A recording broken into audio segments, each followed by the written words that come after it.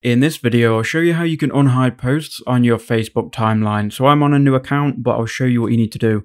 So once you're in Facebook, go to your profile icon in the bottom right hand corner. And then once you're here, you need to go and scroll down and you're looking for settings and privacy. Click on that and then click on settings. After you've done that, you then need to scroll all the way down or near to the bottom anyway.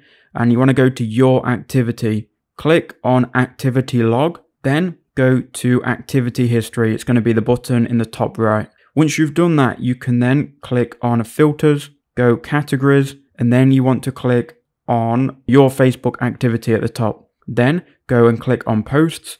Then go ahead and click on the fifth one down, which is going to be posts hidden from your profile. Here you'll see all of the posts that you've hidden from your profile. Click on the three dots next to the one, then click on add to profile. It will then unhide it and add it back to your profile. So I hope that did help you out.